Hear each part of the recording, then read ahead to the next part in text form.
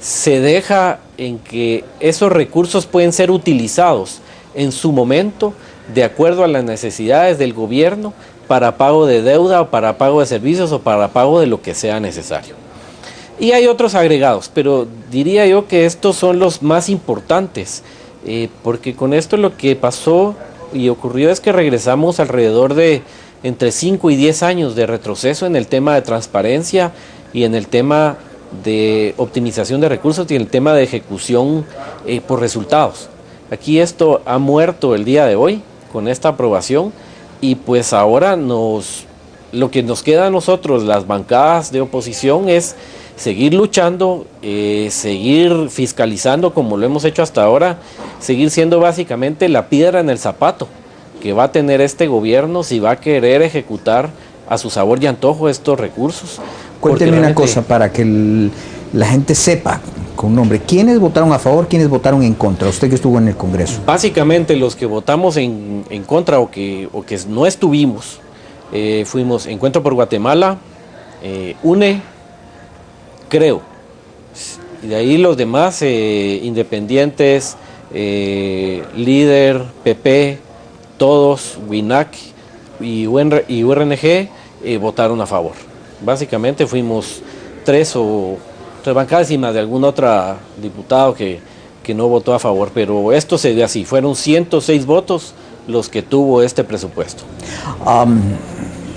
Licenciado Maúl, yo me quedé todavía cuando hablábamos de que pues el gobierno estaba recaudando recaudación real alrededor de unos 38 mil millones de quetzales y el presupuesto andaba por el orden de los 50 y tantos y el resto pues obviamente lo financiaban con préstamos y algunos otros medios. ¿Cómo estos 71 mil millones se van a financiar y cuál es la brecha que podemos prever real de lo que va a haber entre lo que se recauda y lo que tienen que cubrir?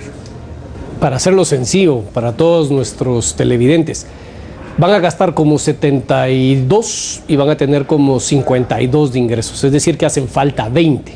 Ahora, ese faltante de 20 hay que hacerlo relativo de los ingresos, porque 20 de 50 es cerca de 40%. Eso equivale a una familia que tiene un ingreso de 5,000 quetzales al mes, que tenga un gasto de alrededor de 7,000 quetzales, es decir, 2,000 quetzales sobregirado constantemente a lo largo del tiempo. Y ojalá fuera, digamos, ojalá que esto se estabilizara en 20,000 de diferencia. Lo que estamos viendo de la última vez que nos vimos, que de 38 y 50, hoy llegamos a 52 y 70, y si nos volvemos a ver dentro de un par de años andaremos por 90 y 60. Entonces, la brecha entre el gasto y el ingreso cada vez es más amplia y cada vez se requiere más. La forma de venderle normalmente el presupuesto a la población es que vienen pues los consiguientes aumentos a gobernación, a salud y educación.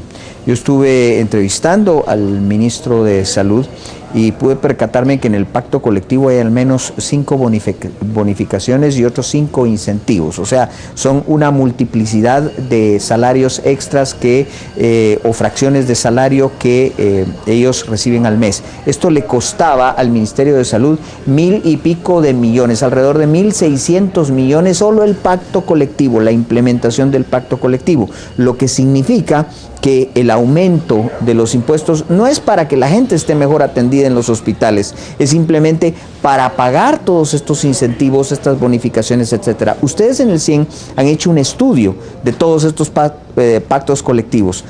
¿Cómo está esto? Sí, efectivamente, la negociación de pactos colectivos con motivaciones puramente políticas, óigase, puramente políticas, porque nadie está discutiendo aquí los derechos de los trabajadores a negociar mejores condiciones de trabajo, pero la negociación con fines políticos, sin tener en cuenta la opinión técnica de finanzas respecto de la sostenibilidad, es lo que nos ha llevado a lo que hoy tenemos. O sea, comprometen al país a un aumento de salarios de aquí y para siempre, porque bueno fuera que esto es una cuestión temporal, que hoy hay que pagar 4,000 millones más y que el otro año no hay que pagarlos. Pero estos 4,000 millones van a estar presentes el 2016, 2020, 2025 y a eso hay que sumarle cualquier cosa adicional que se negocie. Este peso es un peso muerto sobre el presupuesto público porque lamentablemente estos aumentos en salario no hay manera de poder establecer que se transformen en beneficio directo para quien paga los impuestos y para los guatemaltecos que reciben servicios públicos. Si retrocedemos 14 años al año 2000, recuerdo que el presupuesto ya era un escándalo en esa época y estaba por alrededor de los 22.000 millones. Consistentemente se ha venido aumentando el presupuesto y particularmente en salud, educación, en gobernación, etcétera. Ahora, exagero al decir que a pesar de que ahora estamos por el orden de los 71.000, casi 72, ¿realmente la cobertura de servicios es la misma o más precaria para la población? Agradezco la pregunta, licenciado Valdizán. Exactamente lo que está pasando en Guatemala es lo siguiente, y vamos a recurrir al fútbol. Yo tengo una propuesta para hacer al equipo campeón. Digamos, yo quiero hacer campeón a Malacateco, y mi propuesta es la siguiente. Vamos a invertir millones en el estadio, vamos a invertir millones en publicidad, vamos a invertir decenas de millones en traer a jugadores que son amigos míos, vamos a invertir centenas de millones a traer un entrenador que es amigo de Lionel, les vamos a comprar el mejor equipo, triplicado el precio, y yo voy a ser el presidente del equipo. ¿De qué sirve que yo diga que le vamos a meter a un equipo como Malacateco, como San Marcos, 200 millones de quetzales, si esos 200 millones de quetzales no se transforman en resultados? ¿De qué sirve meterle 200 millones a un equipo cuando viene Municipal y mete 3-0? Lo que nosotros queremos son resultados, no cuánto se gasta. O sea, piénsenlo, señor, que nos mira en las cámaras. Usted lo que quiere es que gane el Barça, que gane el Real Madrid. El total que se pague es irrelevante si no se transforma en resultados. Aquí en Guatemala nos dan atol con el dedo. Como dice salud la partida, entonces todos caemos de baboso pensando que eso va a ser un sistema de salud como el francés. Como dice educación, caemos de babosos pensando que va a ser la educación de Finlandia. No, lo que tenemos que exigir, y lo dijo Lionel hace un momento, son resultados. ¿Qué va a cambiar en mí como ciudadano gracias a que otros tienen más presupuesto? Y ahí definitivamente estamos en trapos de cucaracha. Nos gastamos los dineros que ustedes le quieran poner, 60.000 millones de los 70, que no obtenemos nada de regreso. Para que entiendan mi analogía, esto es como el presupuesto de la selección nacional. ¿Cuánto pisto no le han metido a la selección y cuáles son sus grandes logros? Yo particularmente soy rojo. A mí qué me importa que haga Jerry Vía. Yo lo que quiero son que los rojos apaleen a Comunicaciones. Claro, si lo podemos hacer a una fracción del costo, bien.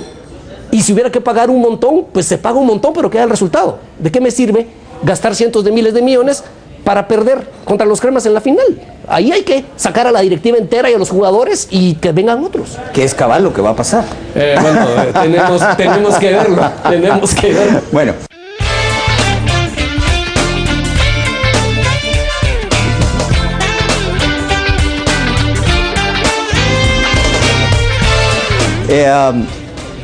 Normalmente el Congreso tiene que aprobar el presupuesto, pero por supuesto también aprobar los resultados de la ejecución. Se habían venido aprobando los presupuestos sin haber revisado las ejecuciones presupuestarias, sin haber sido estas aprobadas ni haber pasado por el Congreso. ¿Todavía sigue eso así?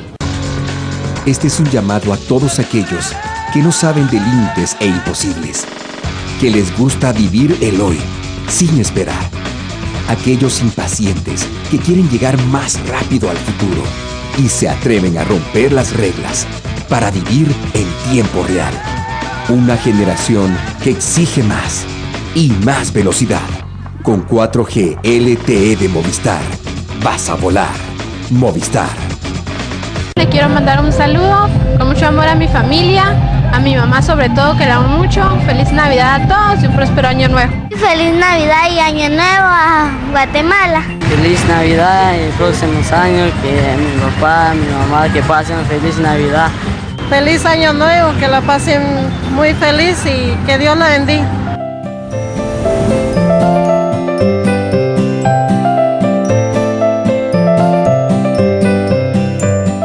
Hoy nace una nueva generación de aparatos de ejercicio pensada en la comodidad y el estilo de vida moderno. Ideal para personas que tienen poco tiempo y necesitan un ejercicio fácil y divertido, con el que puedan ver resultados rápidos y efectivos para lucir la figura que todos desean. Body Crunch. No pensé que alcanzara tan fácil y tan rápido mis objetivos deseados. Como se darán cuenta, mi abdomen está mucho más plano, mucho más definido, mis músculos han crecido mucho más, soy más ágil, tengo más condición gracias a Body Crunch. Body Crunch tiene un precio irresistible. Si marcas en estos momentos, incluiremos además las rutinas que están diseñadas para bajar de peso y tallas. Cada rutina incluye indicaciones especiales para cada caso, combinando velocidad, respiración y ritmo. Marca a este teléfono y pide el tuyo.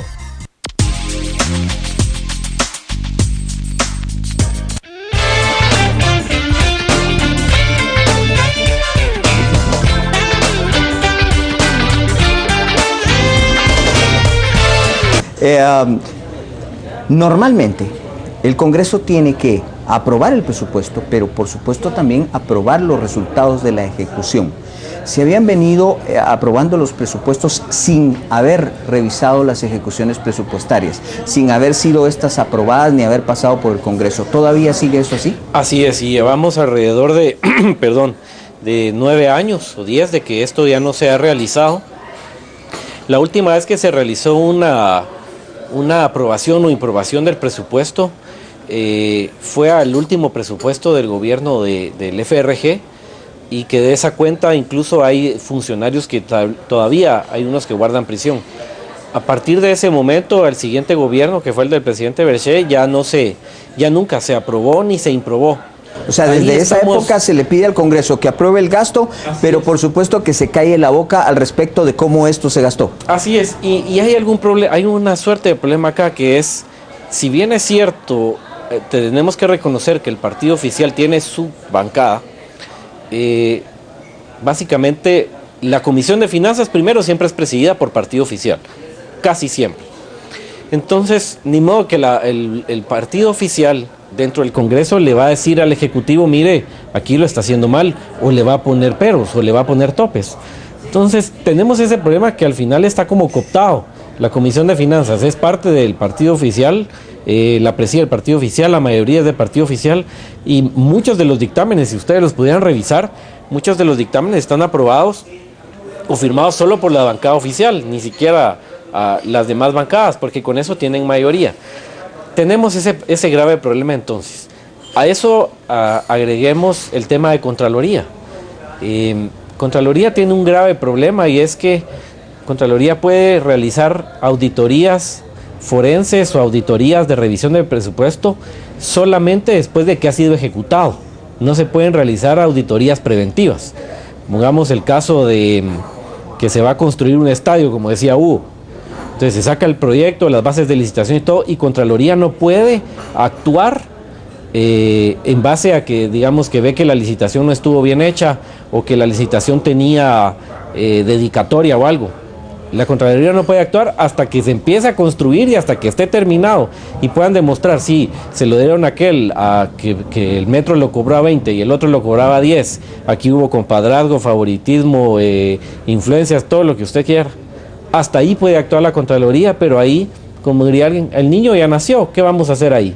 Lo único que podemos lograr es, en lugar de tenerle ahorros al Estado o ahorros a los impuestos de los guatemaltecos, lo único que tenemos ahí, cuando hay suerte o cuando todo funciona bien, son funcionarios presos. Pero nunca se recupera ese costo de la corrupción, ese costo de los compadrazgos, ese costo de pago de favores.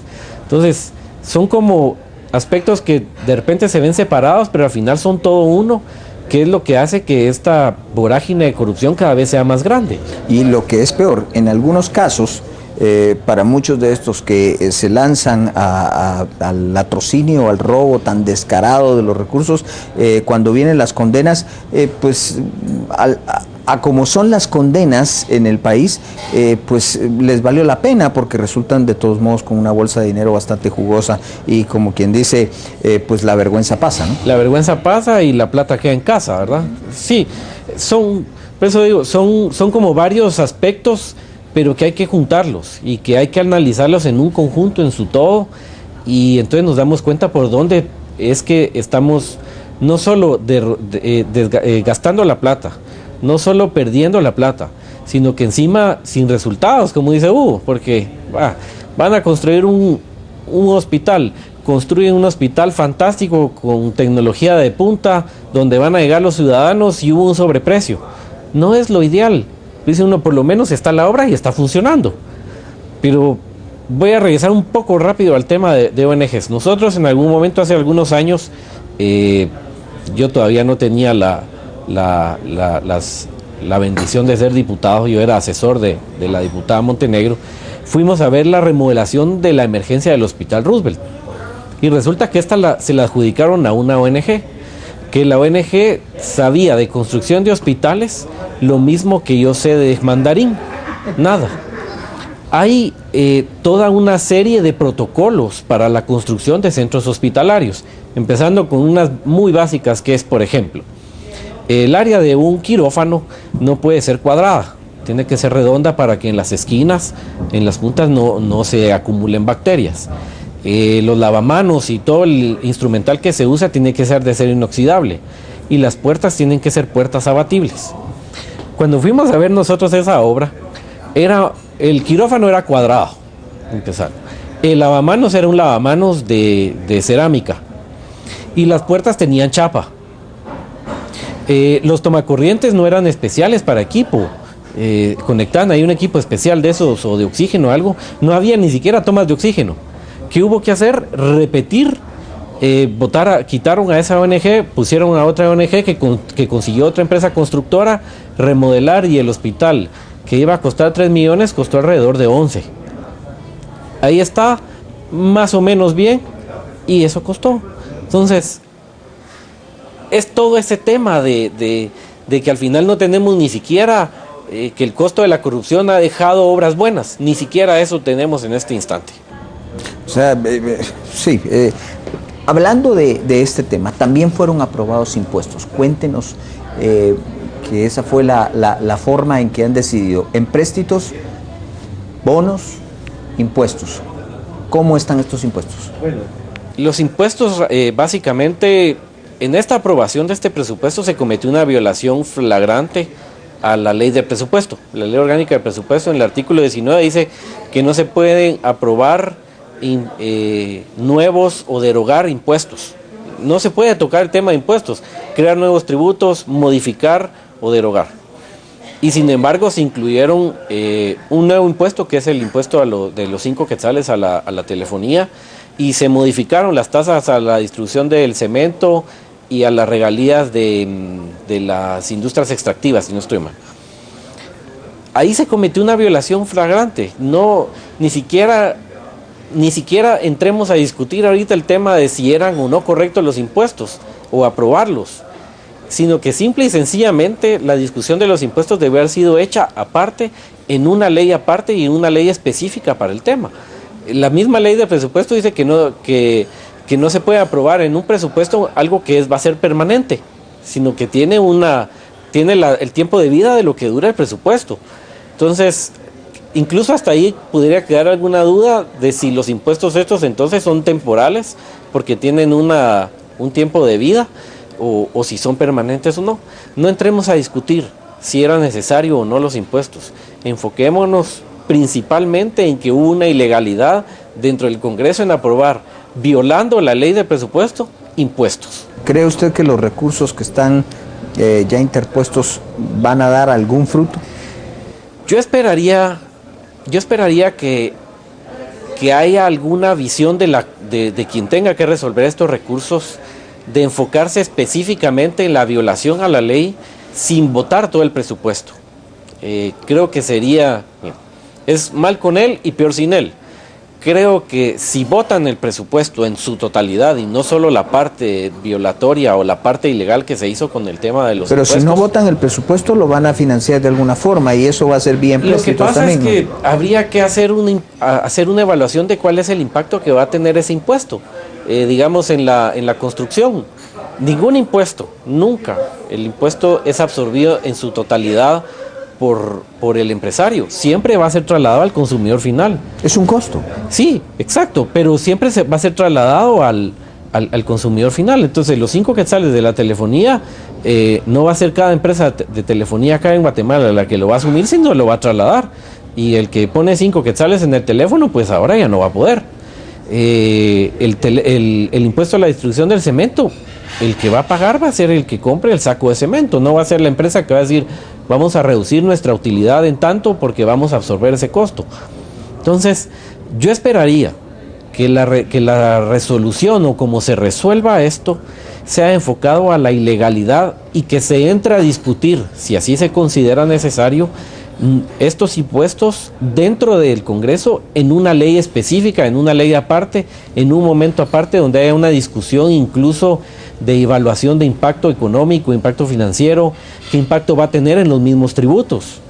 Le digo así a rajatabla, al día a como está el impuesto de la telefonía hoy, por ejemplo, va a dejar más hoyos de lo que va a recaudar. Aquí va a caer la recaudación del impuesto sobre la renta, va a caer la recaudación del IVA. La misma recaudación planteada de 1.200 millones no va a ser tal, va a ser alrededor del 50-55% de lo que se establece ahí. Entonces, tiene que ser aparte.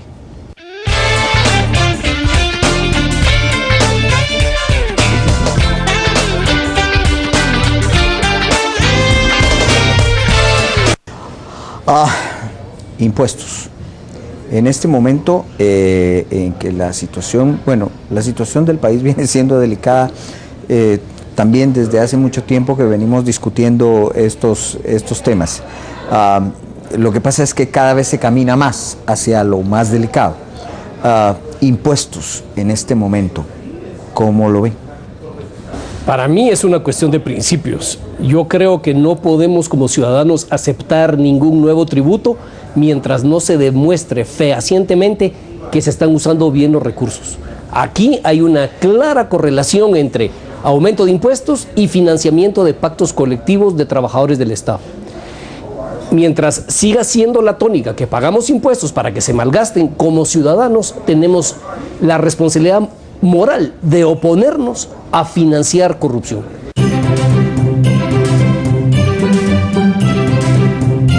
Este fin de año querrás agradar a tus seres queridos con un lindo regalo. Utiliza tu tarjeta Azteca en cada compra y disfruta de sus beneficios y promociones. Tarjeta Azteca es aceptada en comercios afiliados a Visa o Mastercard a nivel nacional e internacional. Con Tarjeta Azteca también puedes hacer tus compras por internet sin recargos adicionales. Es muy fácil y seguro. Podrás pagar tus compras en cuotas pequeñas para pagar poquito. Y contarás con 14 días para no pagar intereses. Al realizar tus compras con Tarjeta Azteca puedes ganar un cupón por 1000 quetzales canjeable en tiendas Electra para que complementes increíbles regalos. Recuerda que si tu tarjeta no tiene nombre, reclámala en tu agencia de Banco Azteca más cercana. Tarjeta Azteca sin pago de membresía, sin recargos adicionales. Úsala, es tuya. En Banco Azteca cambiamos la banca, cambia tú también.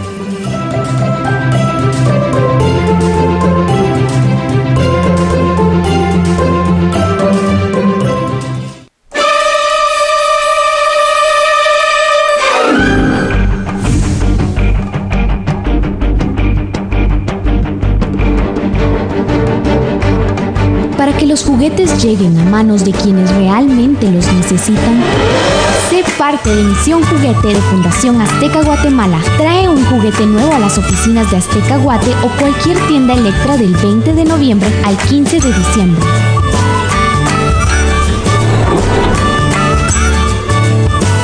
Recuerda, un regalo, una sonrisa.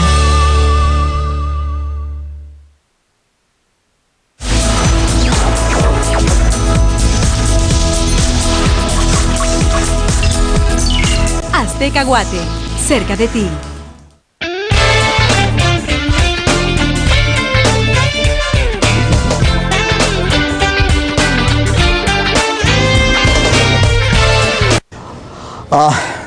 Impuestos.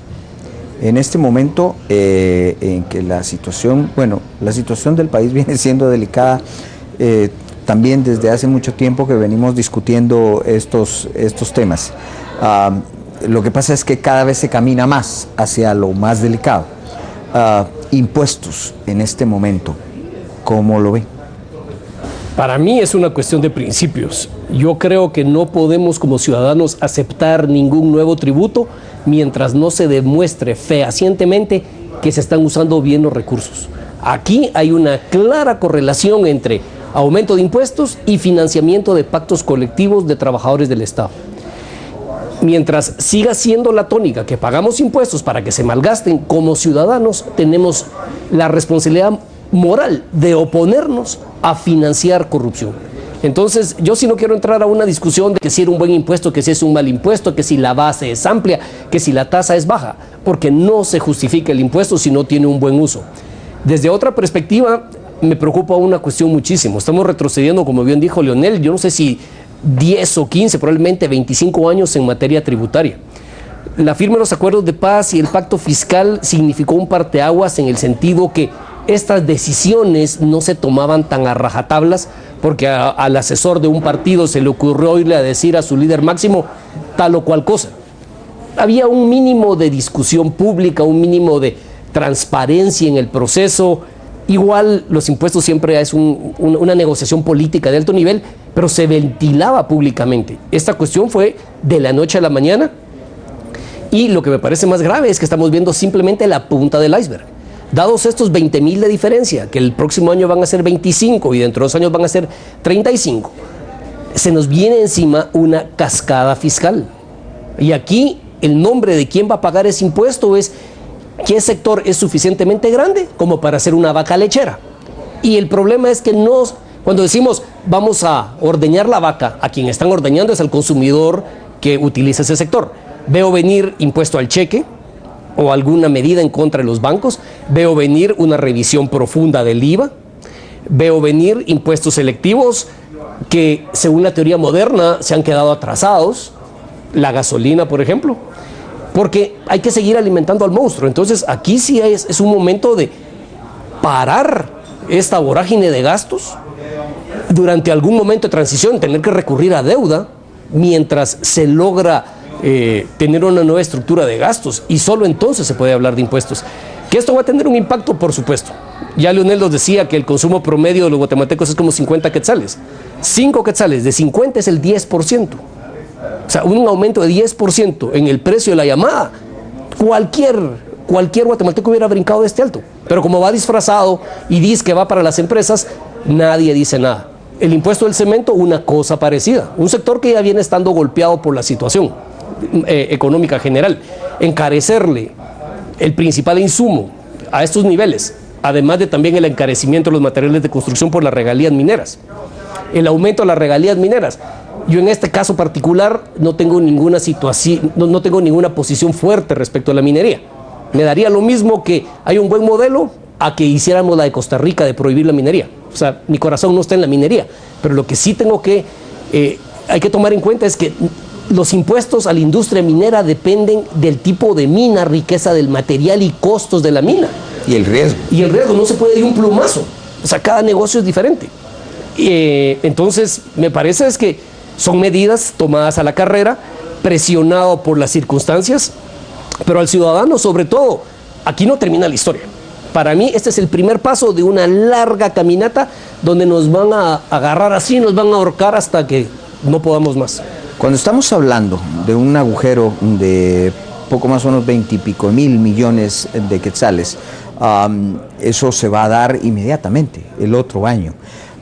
Y para el siguiente año la situación va a ser más grave, como usted lo dijo. O sea, la situación viene cerca, no es tan a lo lejos. No, está a la vuelta de la esquina.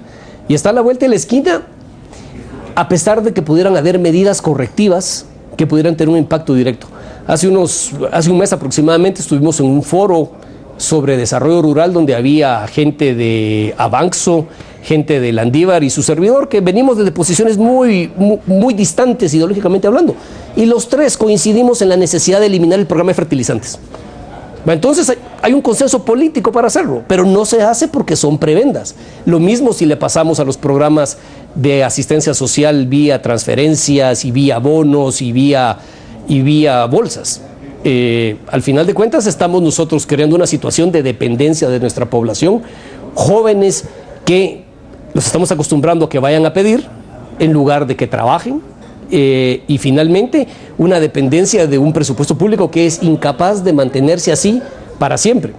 Quien llegue a gobernar verdaderamente va a tener una papa caliente en las manos, porque si hoy fue difícil, el próximo año va a ser 10 veces más difícil, con la deuda flotante que se va a heredar, derivado del no uso de los certificados de disponibilidad financiera, el hoyo que va a quedar derivado que los impuestos no van a tener el impacto deseado, el deseo de aumentar el gasto que va a tener el siguiente gobierno.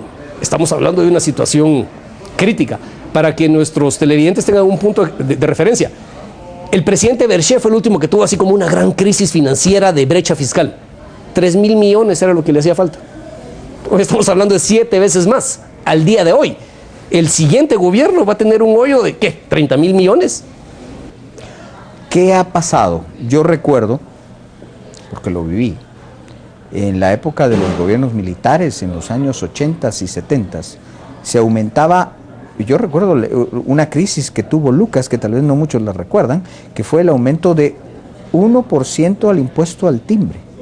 Y fue un escándalo, y a pesar de cómo se vivía en la época, fue protestas, fue discusión, fue un relajo. Bueno, en el caso de Ríos Montt le costó el seguir en el poder. A Mejía Víctores estuvo a punto de pedirle, de costarle también la estadía en el poder.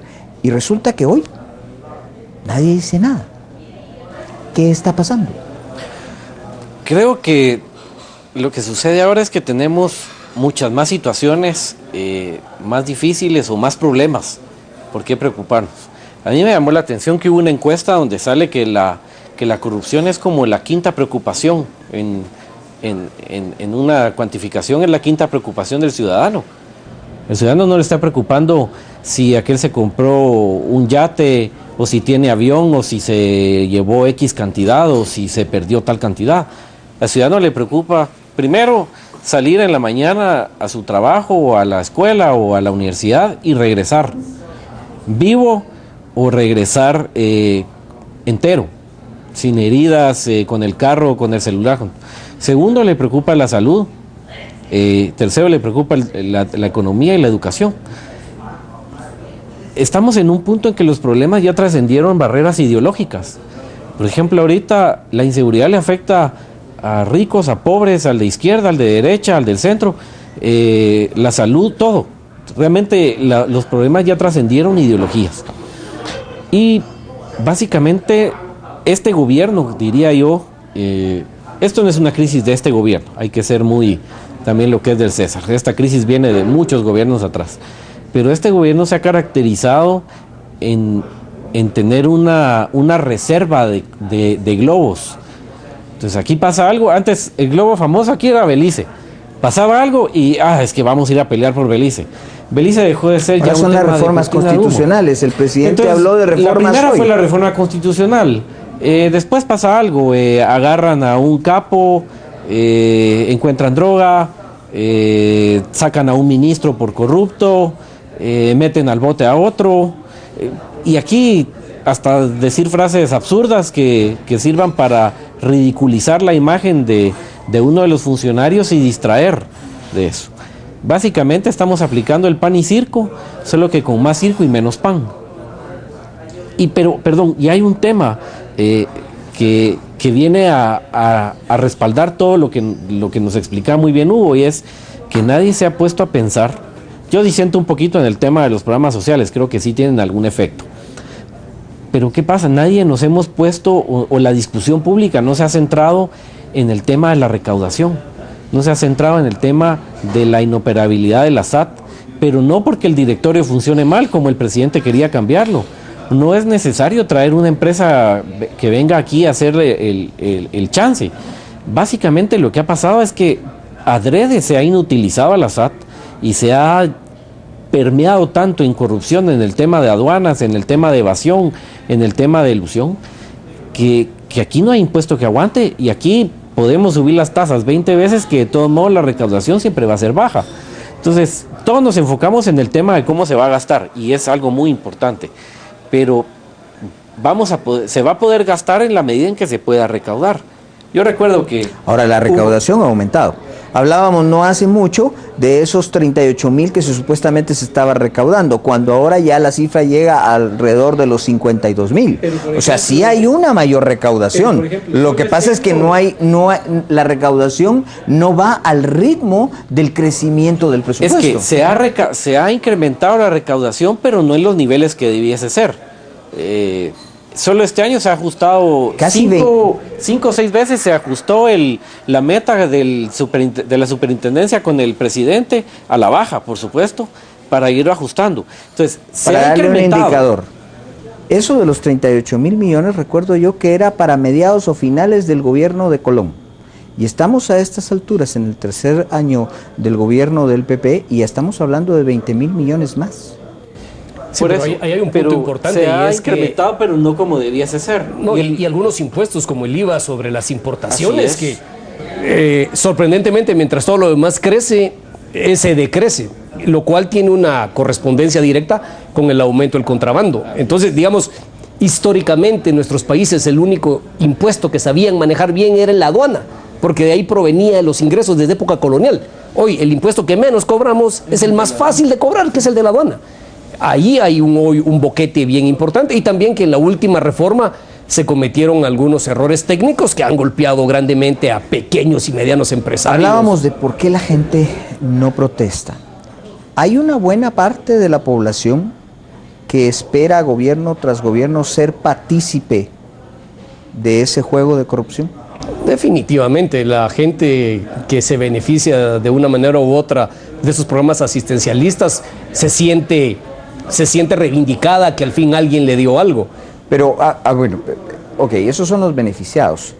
Pero estoy hablando de los que hacen las bolsas, de los que compran las cosas para las bolsas, de las empresas que son las que surten y las que dan todo para las bolsas. O sea, hay todo un aro de corrupción que se ha formado a raíz del presupuesto nacional.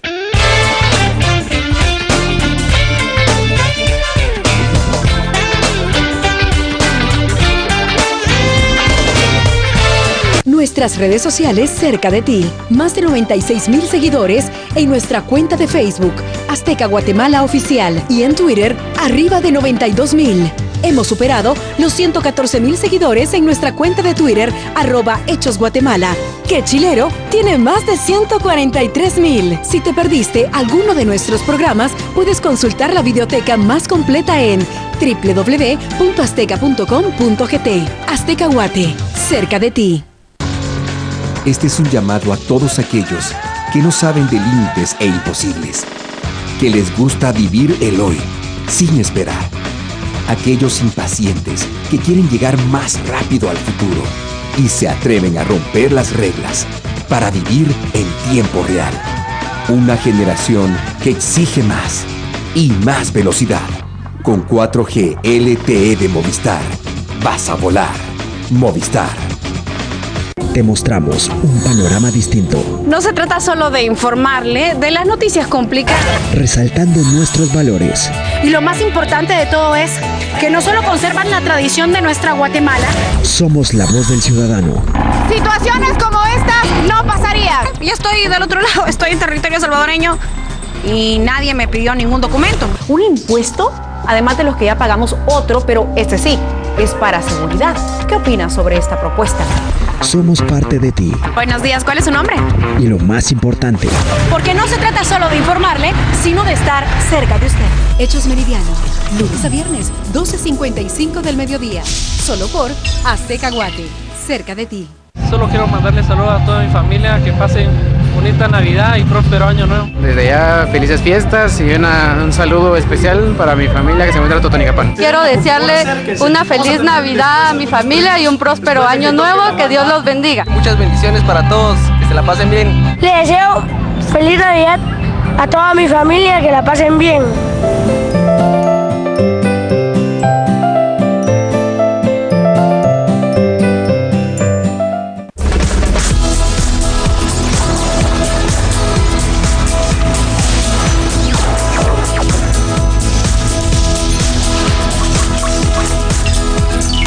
Azteca Guate, cerca de ti. Nuestras redes sociales cerca de ti. Más de 96,000 seguidores en nuestra cuenta de Facebook, Azteca Guatemala Oficial y en Twitter, arriba de 92,000. Hemos superado los 114,000 seguidores en nuestra cuenta de Twitter, @HechosGuatemala, que Chilero tiene más de 143,000. Si te perdiste alguno de nuestros programas, puedes consultar la videoteca más completa en www.azteca.com.gt. Azteca Guate, cerca de ti.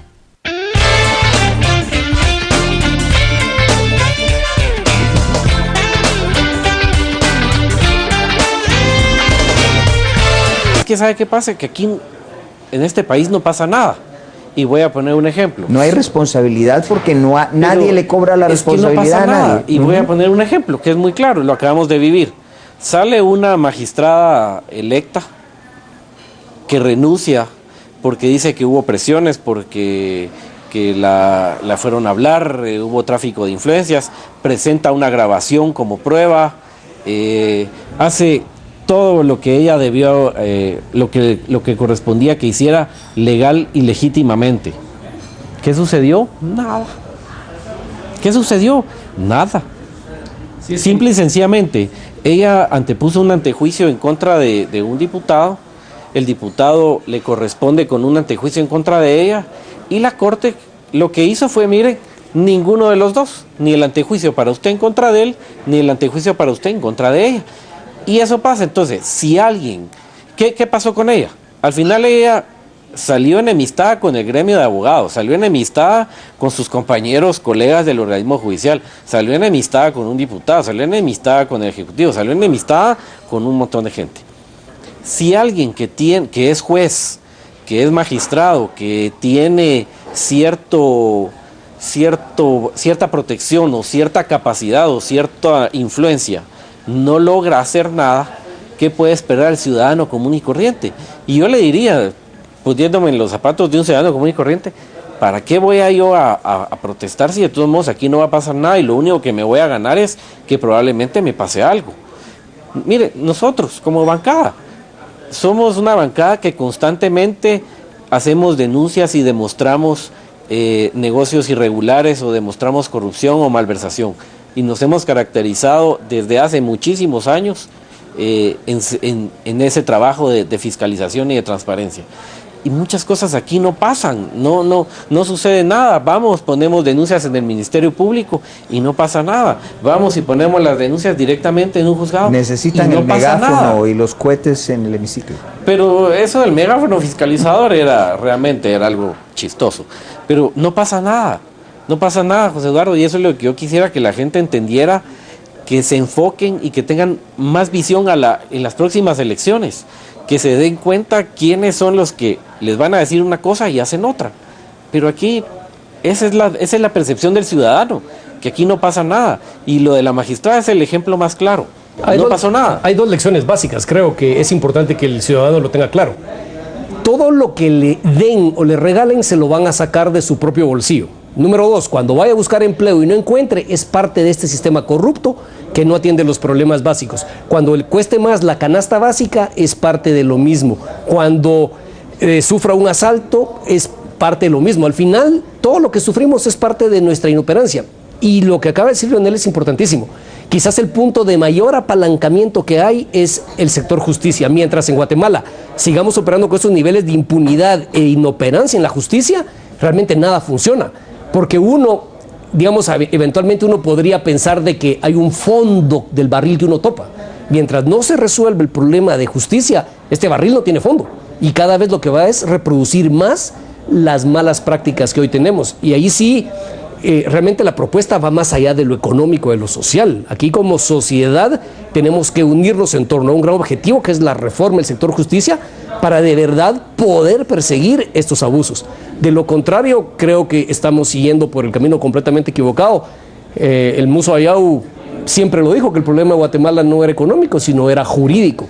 Y lamentablemente eso no se discute con la seriedad que debería tener, y siempre nos perdemos en estos fuegos artificiales del corto plazo. Vamos a algo. Ese sistema jurídico hay que corregirlo. El problema es que donde se corrige principalmente es en el Congreso. En el Congreso simplemente se han saltado la discusión pública, lo que se había hablado hace poco. Muchas veces en sesión de de jefes de bloque, se hace lo que tenía que hacerse públicamente en el Congreso y que exige la Constitución, que es la discusión pública en el hemiciclo parlamentario, no solo para que exista discusión, sino para que los guatemaltecos lo veamos. Y eso, de los jefes de bloque y muchas horas, perdón, ¿cuántas cosas han aprobado de urgencia nacional últimamente? Lo que sucede, José Eduardo, es que la instancia de jefes de bloque ha sido marginada últimamente. Y últimamente me refiero a un par de años para acá. Ha sido marginada y ha sido, cada vez se le ha restado importancia. Ahora es un petit comité de otros jefes de otros bloques. Lo voy a poner así. Se hace la instancia de jefes de bloque con prensa abierto, todo el mundo sabe y todos los periodistas están atentos a qué es lo que se discute ahí. Pero lo que no saben es que previamente a eso ya hubo una instancia petit, como usted bien lo dice, donde no participan todos, donde solo participan los de la foto o con los que tienen necesidad coyuntural. Y entonces cuando llegan a la instancia de jefe de bloque, básicamente lo que es un simulacro donde los que no participan en esas sesiones van a escuchar y van a tratar de participar, a presentar sugerencias, a presentar opiniones que no son tomadas en cuenta. Le digo, nosotros, que Ninette es nuestra jefe de bloque, cada vez la instancia de jefes de bloque tiene menos importancia, no se le toma en cuenta. Y así, las bancadas cada vez menos. El ejercicio de la interpelación perdió su objetivo y se prostituyó, diría yo, al punto de que ya la interpelación ya suena a chiste. La interpelación ya se sabe que ahora sirve para un chantaje. La discusión seria dentro del Parlamento se ha perdido precisamente por estas causas. Entonces, lo que vemos somos algunos que hacemos el esfuerzo y seguimos batallando, pero por ahí es donde está uno de los grandes faltas de discusión. Y un punto también, el Congreso es el pagano de todo, y aquí no vengo a hacer una defensa institucional. Pero mire, que la ministra de Educación no sirve y van a protestar al Congreso. Pero eso vayan a pedirle al Ejecutivo que la saque. Que no se han pagado los salarios. Mire, el Congreso no maneja fondos públicos, el Congreso, eso lo hace el Ejecutivo. Bueno, usted debe saber que el Ejecutivo les está mandando esos manifestantes a ustedes. Por supuesto, y mire, creo que ahorita ha empezado un punto en que la gente ya se está dando cuenta que el presidente nos ha usado como Congreso para que seamos los paganos de las facturas de él. Y creo que ya la gente se está empezando a dar cuenta que la ejecución, que la opacidad y que la falta de transparencia del Ejecutivo cada vez es más grande. Pero, por ejemplo, en el tema de justicia, que es un tema del pilar, como dice Hugo, y yo estoy de acuerdo, se lo voy a poner sencillo. Se armó la gran polémica por el tema de la elección de los magistrados, que por cierto nosotros como bancada no estuvimos de acuerdo y presentamos nuestros argumentos. Pero al Congreso solo le queda elegir, para eso está la comisión de postulación, para eso es que al Congreso ya hay una lista filtrada. El tema del Contralor ahorita, mire, el Congreso lo único que le queda es recibir una lista y de ahí como tratar de llegar a un acuerdo de buscar el que mejor esté o a veces en otro caso es el menos malo. Pero realmente el Congreso no elige, el Congreso elige, el Congreso no selecciona, el Congreso elige. Entonces nos hemos enfocado a tal punto que toda la responsabilidad recae en el Congreso. A ver, y hay otras partes. Entiendo en cuanto a lo que las minorías en el Congreso, que son ustedes, corresponde. Pero tampoco se puede lavar tanto las manos el Congreso, porque el Congreso están representados los partidos. Esos mismos partidos son los que se han encargado de venir y poner las juntas directivas en el Colegio de Abogados. Ponen al Consejo Superior de la Universidad de San Carlos e incluso aprueban universidades fantasmas para tener asientos en las comisiones y saltarse las trancas en cuanto al procedimiento debido y establecido en la ley de comisiones de postulación. O sea que tampoco es que sea un asunto de que entiendo en lo que usted se refiere, pero ahí hay muchos culpables también en el Congreso, porque ese Congreso parte de ese Congreso está esperando una lista que saben que esa es la lista que va a salir y no pero otra. mire, usted dijo algo muy importante hace unos momentos. dijo que el ciudadano como que cada gobierno espera. Y el ciudadano mismo, cada gobierno vuelve a votar por los que no era incorrecto. Todo el mundo, vamos a votar por fulano porque nos va a dar seguridad y no sé qué. Y ahora todo el mundo o medio mundo lo detesta. Que en el gobierno o en las elecciones de 2007 fue no, hay que votar por Colón porque Dios me guarde que nos gobierne Otto Pérez. Ahora se votó por Otto Pérez para que no nos gobernara Valdizón. Y probablemente en la próxima van a votar por Valdizón para que no gobierne otro que no se quiera. ¿Qué pasa? Evidentemente el ciudadano tiene responsabilidad. ¿Cuál es la lectura de esto, José Eduardo? Al final no votamos por conciencia de decir, mire, en este partido tienen este listado de diputados que son buenos, el candidato presidencial es bueno, los alcaldes son buenos. Aquí no se vota a favor de, sino en contra de. Y así ha sido, así históricamente. Venimos así desde el primer gobierno de la época democrática. Así es, se votó por Serrano para castigar a Vinicio y a la DC. Sencillo. Conclusiones, ya los últimos minutos. ¿Qué podemos esperar a corto plazo?